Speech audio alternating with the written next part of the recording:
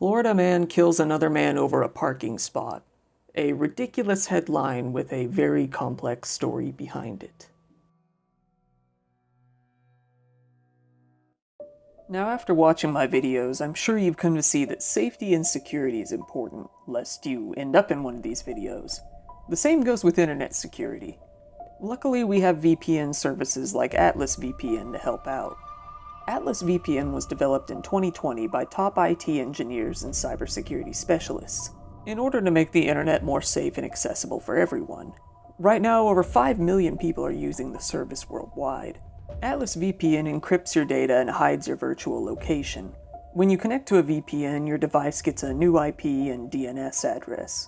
All the traffic is encrypted and routed towards their VPN servers.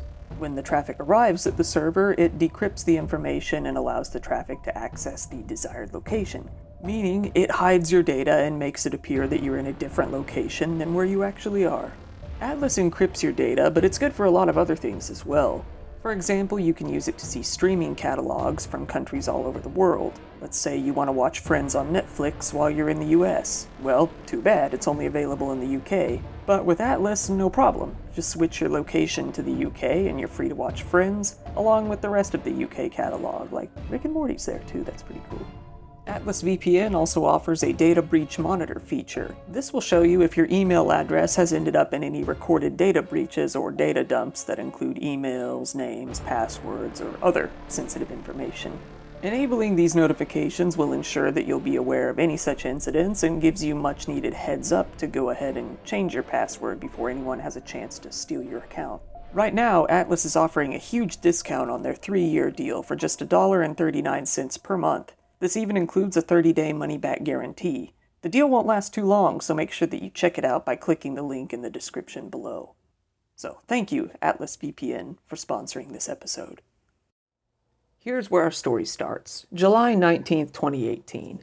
A family pulls into a parking spot outside of a small local convenience store called Circle of Food on Sunset Point Road in Clearwater, Florida.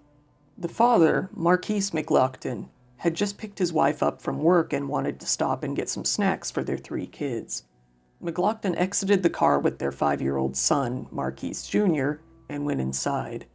His wife, Brittany Jacobs, remained in the car with the other kids.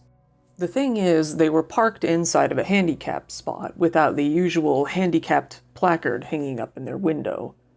The only handicapped spot. This was when Michael Drejka pulled up in his own vehicle.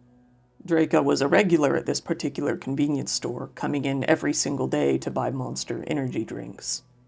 Noticing that the vehicle was parked illegally, and being a nominal, stand-up guy, Michael Drejka decided to take it upon himself to lecture the driver of the illegally parked vehicle.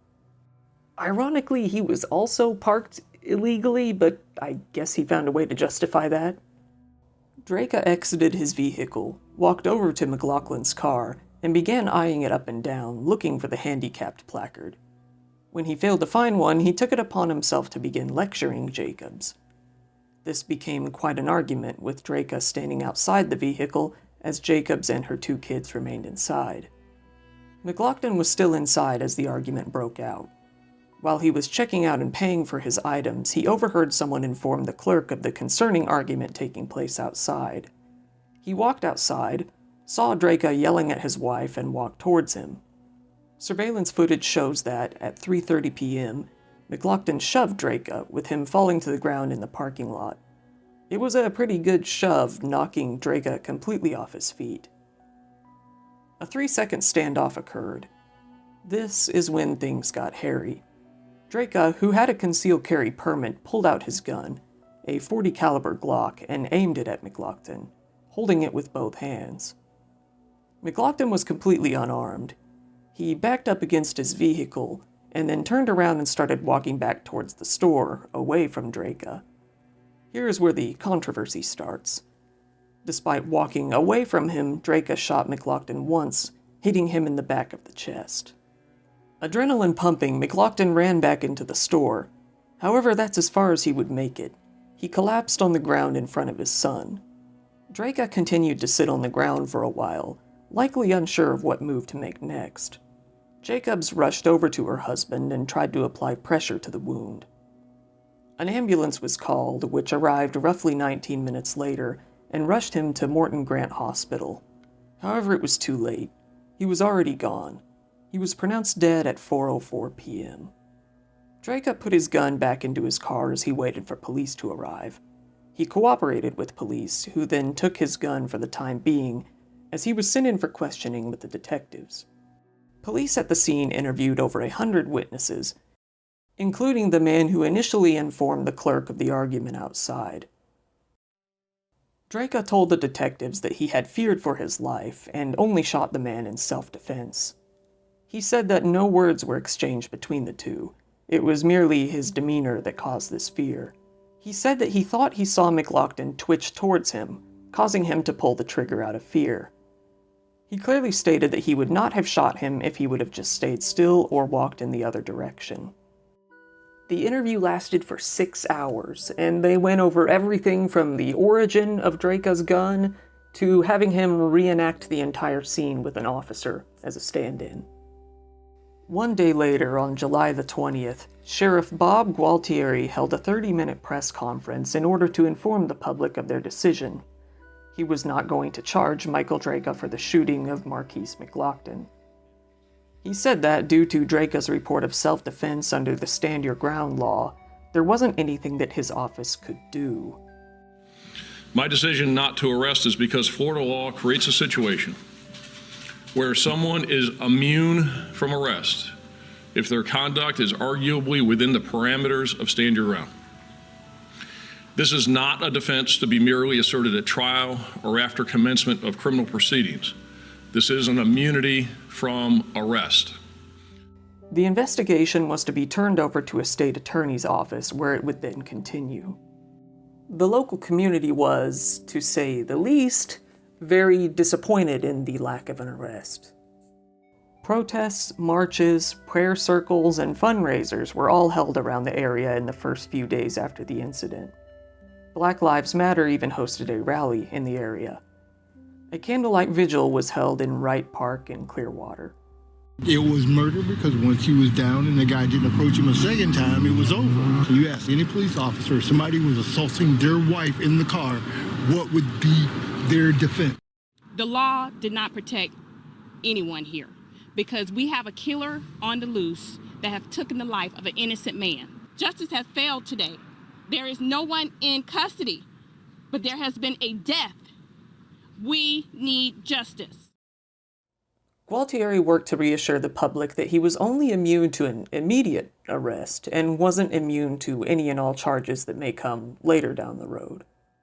His decision not to make an arrest based on the probable cause was heavily criticized by people from all walks of life, including former NRA lobbyist Marion Hammer, 2 Republican Party Florida state senators, Dennis Backley and Rob Bradley, as well as Florida State Representative Bobby Payne, among many others. Either way, the case was handed over to a state attorney named Bernie McCabe. He was unable to give really a general time frame or any info on what, if any, charges could be brought up against Michael Drejka. A memorial was placed outside the convenience store for Marquise McLaughlin. News agencies attempted to interview Drejka himself, who had returned home. However, he had locked the door and closed all of the blinds, refusing to make any comments. 3 other drivers eventually came forth, saying that Drejka had also threatened them with a gun in the past. One more came forth, being a black truck driver who had accused Drejka of threatening him with a gun while using racist language in the past. This led to a recommendation of manslaughter charges to be put forward by Detective George Moffett. On August 13th, Drejka was formally charged with manslaughter. He was taken to jail and held on a $100,000 bond. On August 17th, he pled not guilty to the charges. The case continued. McLaughlin's wife, Brittany Jacobs, was arguably the most major witness in the case. She claimed that 2 trucks had blocked her from parking in any normal parking places, leading her to resorting to parking in the handicap spot. When Drejka came up to her, started yelling and making gestures, and lecturing her on her parking. She said that then McLaughlin exited the store, yelled, "Stay away from my girl," and pushed Drejka to the ground. He was simply a man who saw a complete stranger yelling at his girlfriend and kids in a parking lot. She said that he had been shot in the abdomen, which was contrary to the official account, which stated that he was shot in the back of the chest. Drejka was silent about his side of the story until late August. As a news station was finally able to get him to speak up, he had an interview while in custody. In the interview, he talked about how handicapped spots were quite the hot button for him. My high school sweetheart and I were together for a long time. Right. Okay. From 16 on, she was 16. She was involved in an accident that left her pretty much handicapped for the rest of her life, with many surgeries to follow, and so on and so forth. And these days, my mother-in-law is handicapped, so it's always been a hotbed for me. It's always my whole life has always been looking for a handicapped parking spot. Right. You know, and it's always touched a nerve with me. So the idea of the way they're abused and used. He mentioned that his main concern now was his wife and his 2 dogs living alone without him. He vehemently denied being racist. If you are racist, what would be your answer? No, You do not hate black people. I do not hate anybody. When it came to an apology, he did give one. He simply stated that he was sorry, but realized that he knew the victim's family wouldn't accept any sort of apology from him. I'm sorry. That's all I can really say to them. And thinking about it, would you accept those kind of words from someone? I don't think I would. The case ended up only adding to the already strained racial tension within the United States. It wasn't known whether the crime was racially motivated. It would be very hard to prove whether it was or wasn't. Nothing racially related was brought up during Drejka's argument with Jacobs, and Drejka himself denies being racist. At this point, the only thing that could really prove whether it was racially motivated or not would be if Drejka came out himself and said so. However, this was the shooting of an unarmed black man by a white man, and in the current state of affairs, it did not look good. The previous drivers who said that they had been threatened by Drejka in the past had their stories elaborated upon. The first driver, an 18-year-old man, came to a complete stop at a yellow light, which infuriated Drejka and caused him to point his gun at him and follow him. Drejka denied this, saying that he merely cussed him out for cutting him off in traffic. The next was a female driver who had been going a little too slowly for Drejka's liking. He allegedly pointed his gun at her as well. He denies this, saying that he merely honked his horn at them. After that, there was a mother who had been driving with her 2 children at the time. She was driving very closely behind Drejka, and he flat out admitted to brake checking her, which caused a small collision. In this case, a Florida highway trooper did cite him for aggressive driving. Next up was Ricky Kelly, the truck driver. He told the court about his interaction with Drejka, in which he had a similar altercation over a handicap space at the same convenience store. I asked him, he stated that a family member, a mom or something like that, is handicapped. I asked him, is your family member here at this time? He stated no. Yeah, it was a lot of profanity on his side. I said what I said and left it as that, and that's when he blew up. Did you tell him why you were concerned about him being around your truck? Yes. All right, what did you tell him? I let him know that we tote money in this truck, and I don't need him walking around this truck. He said I should shoot you, kill you. I said, well, I'm not afraid to die. If you're gonna do that, well, he walked back to his vehicle. I didn't see any firearm, but he kind of walked back up on me. So. At that point in time, did you feel like you might have to get into an altercation? Yes. Did you? No. All right. The owner of the store intervened and de-escalated the situation. He told Drejka to calm down or else he would call the police, to which he responded, "I can't help myself. I keep getting into trouble." It was also announced that Jacobs was pregnant with the deceased McLaughlin's child, something that neither of them knew at the time of the incident. Tragically killed Marquise McLaughlin in front of Brittany and her children. She did not know that her and Marquise had conceived another child and that child was growing inside of her. Michael Drejka's trial was all set to begin on August 19th of 2019. Drejka actually dropped the stand your ground claim, but he did maintain that he was acting in self-defense. However, people were not happy with the way he handled the situation. He just seems to have came out of nowhere, kind of like a superhero, to see that he enforces the handicapped parking spot, said Circuit Judge Joseph A. Ballone. A letter was read from Drejka's wife, which stated that he was not a bad person.